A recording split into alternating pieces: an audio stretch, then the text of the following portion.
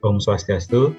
Perkenalkan, kami dari S37. Pada hari ini kami akan mempresentasikan mengenai studi proyek kami yang berjudul Penatalaksanaan pada pasien serangan otak sialitas. Next. Berikut merupakan anggota dari S37. Next. Untuk konten yang kami akan bahas pada presentasi hari ini, pertama diawali oleh pendahuluan, kemudian pembahasan dan penutup. Next. Untuk latar belakangnya, serangan otak sepintas merupakan hilangnya fungsi vokal sistem saraf vokal sebagai tanda awalnya terjadi stroke. Terjadi kurang dari 24 jam. Untuk SOS sendiri disebabkan karena oklusi arteri. Dan untuk faktor risiko SOS adalah hipertensi, dislipidemia, dan diabetes. SOS merupakan salah satu etiologi dari stroke dengan insidensinya mencapai 200.000 sampai 500.000 kasus. Next. Adapun rumusan masalah dalam studi proyek ini, yang pertama bagaimana gambaran secara umum mengenai serangan otak sepintas, kemudian untuk tujuan, untuk mengetahui penatalaksanaan yang dilakukan untuk pasien serangan otak sepintas, dan manfaat yaitu diharapkan dapat memberikan manfaat berupa penambahan wawasan bagi penulis terkait penatalaksanaan pasien serangan otak sepintas. Next. Baik, selanjutnya adalah gambaran umum dari SOS itu sendiri. Serangan otak sepintas ialah kondisi disfungsi neurogenik dengan onset yang tiba-tiba dan berlangsung sementara akibat dari terhentinya aliran darah ke otak akibat dari sumbatan vaskular. Sumbatan ini bersifatnya sementara dan tidak disertai dengan jaringan infak akut. Lalu ini sering juga disebut dengan mini stroke karena periode serangan lebih singkat dibandingkan stroke, yaitu kurang dari 24 jam. Selanjutnya perlu evaluasi lanjutan berupa radiologis dan uji lab untuk menghindari risiko serangan berikutnya.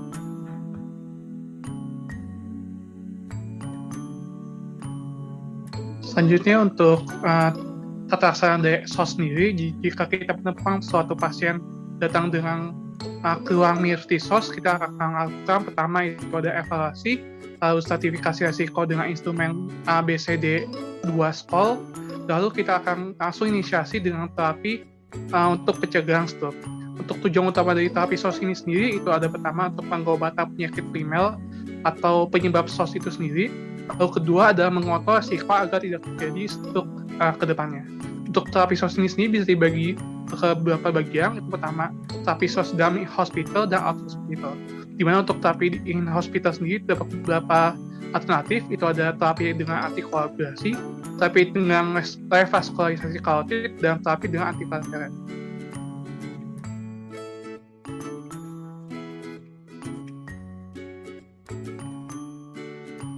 Baik, saya akan menjelaskan tentang terapi antiplatelet. Jadi untuk terapi antiplatelet sendiri, ini terbukti mengurangi risiko stroke berulang pada pasien yang telah mengalami stroke iskemik, non-kardioembolik, atau stroke iskemik transient, ataupun yang disebut juga serangan otak sepintas. Nah, untuk American Heart Association atau American Stroke Association dan American College of Chest Physicians menerbitkan pedoman yang memberikan rekomendasi terapi antiplatelet untuk pencegahan sekunder stroke iskemik. Nah, untuk agen platelet yang paling umum digunakan itu antara lain ada aspirin, clopidogrel, dan juga aspirin dengan kombinasi extended release dipiridamol atau ERDP. Yang pertama ada aspirin, di mana untuk aspirin sendiri biasanya digunakan dosis, yaitu loading dose sebanyak 325 mg dan dilanjutkan dengan dosis 75-100 mg per hari dengan rentang 24 sampai 48 jam setelah gejala stroke. Lalu untuk clopidogrel ini sendiri sebenarnya untuk penggunaannya masih baru saja mulai digunakan, meskipun penggunaan untuk stroke iskemik ini jika dibandingkan dengan aspirin itu belum memiliki bukti yang cukup kuat hingga saat ini. Lalu yang terakhir itu ada kombinasi antara aspirin dengan RDP. Nah, untuk penggunaannya sendiri biasanya digunakan kombinasi aspirin 25 mg dan RDP 200 mg untuk mengurangi risiko stroke pada pasien dengan riwayat stroke iskemik ataupun SOS. Nah, untuk kombinasi ini sendiri dikatakan lebih efektif daripada penggunaan aspirin 50 mg saja ataupun clopidogrel saja. Walaupun demikian, tidak ada perbedaan dalam titik akhir komposit stroke ataupun kematian, walaupun sakit kepala itu lebih sering terjadi pada penggunaan kombinasi. Untuk selanjutnya bisa dijelaskan oleh teman saya.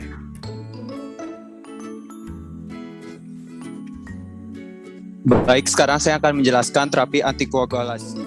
Terapi antikoagulan bekerja mencegah metabolisme intrahepatik epoksida vitamin K sehingga pembentukan trombin lambat dan pembekuan menjadi terganggu karena penurunan aktivitas biologis protein kompleks protombin. Pemberian terapi ini bekerja dalam mencegah terjadinya gumpalan darah dan embolisasi trombus. Terapi antikoagulan diberikan untuk pencegahan stroke sekunder jangka panjang, tetapi tidak dapat menggantikan aspirin untuk penggunaan rutin pasien stroke iskemik.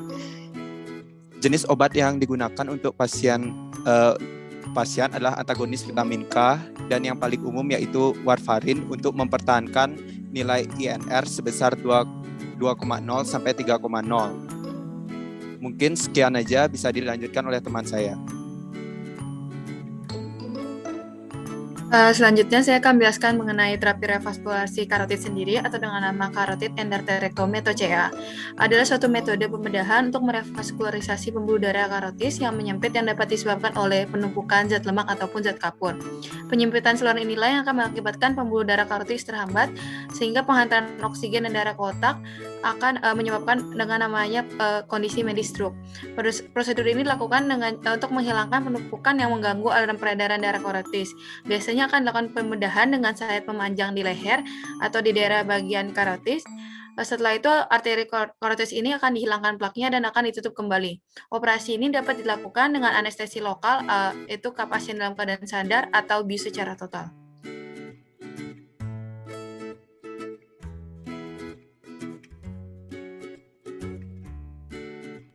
Baik, jadi selanjutnya ada manajemen out hospital. Untuk yang pertama ada Paris, yaitu pelayanan rawat 24 jam.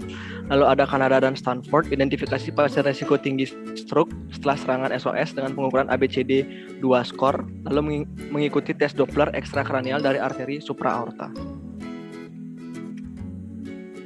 Selain itu juga, untuk manajemen hospital pada pasien SOS, penulisan tata laksana penanganan pasien dari dokter spesialis saraf ke dokter umum pasien ini bertujuan untuk memberikan bagaimana pelaksanaan SOS pada pasien penderita SOS untuk dilaksanakan pada dokter umum. Kemudian diselanjutkan dengan pemberian obat berupa obat antiplatelet, yaitu di sini salah satunya adalah aspirin, yang mana aspirin efektif mengurangi risiko stroke berulang pada 90 hari pertama. Kemudian penulisan tata laksana penanganan pasien dari dokter spesialis saraf ke dokter umum pasien juga terus dilanjutkan.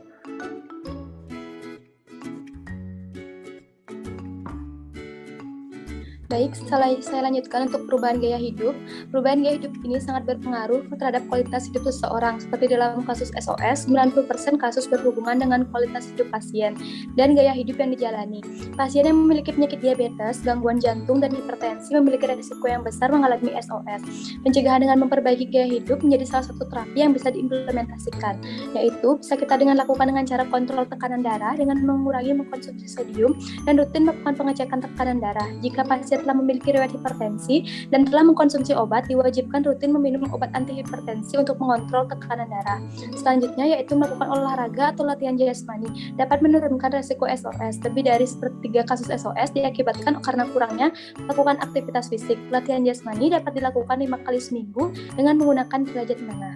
Selanjutnya akan dilanjutkan oleh teman saya. Baik, untuk selanjutnya ada konsumsi makanan sehat dan berimbang seperti makanan kaya serta, vitamin rendah lemak, dan mineral yang terdapat pada sayur dan buah. Idealnya mengurangi makan makanan yang banyak mengandung kolesterol karena dapat menyebabkan LDL yang meningkat. Mengurangi mengkonsumsi minuman beralkohol. Selanjutnya yaitu hentikan merokok dan jauhi paparan asap rokok. Lebih dari 1 dari 10 kasus stroke berkaitan dengan rokok ini juga berlaku pada perokok pasif. Menghindari paparan rokok dapat menurunkan risiko stroke. Untuk yang terakhir yaitu kontrol penyakit komorbid seperti diabetes mellitus, hipertensi, penyakit jantung, dislipidemia, dan sindrom metabolik dengan cara rutin melakukan pemeriksaan ke dokter. Next.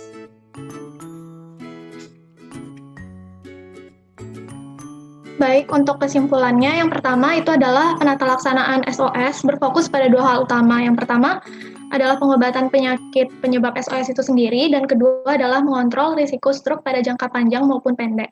Lalu kesimpulan yang kedua, penata laksanaan SOS dapat dilakukan dengan rawat inap atau in-hospital dan rawat jalan atau out-hospital tergantung keparahan kasus dan sumber daya yang ada. Lalu kesimpulan yang ketiga, penata laksanaan rawat inap meliputi pemberian terapi dengan antikoagulasi seperti warfarin, pembedahan revaskularisasi karotid untuk menghilangkan penumpukan yang mengganggu aliran peredaran darah karotis, serta antiplatelet seperti aspirin, clopidogrel, dan kombinasi aspirin RDP. Kesimpulan selanjutnya yaitu penata laksanaan rawat jalan dapat dilakukan pemberian aspirin untuk mengurangi risiko stroke berulang selama 90 hari pertama dan juga diperlukan terapi penurunan tekanan darah, lipid, dan diabetes bagi pasien dengan riwayat penyakit tertentu. Kesimpulan terakhir, perubahan gaya hidup juga penting untuk dilakukan, diantaranya kontrol tekanan darah, olahraga atau latihan jasmani secara rutin, konsumsi makanan sehat dan berimbang, hentikan merokok dan jauhi paparan asap rokok, serta kontrol penyakit komorbid seperti DM, hipertensi, penyakit jantung, dislipidemi, dan sindrom metabolik.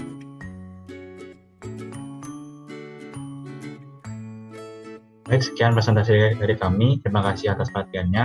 Kami mohon maaf apabila terdapat kesalahan kata, dan kami tutup dengan para Santi. Om Santi, Santi.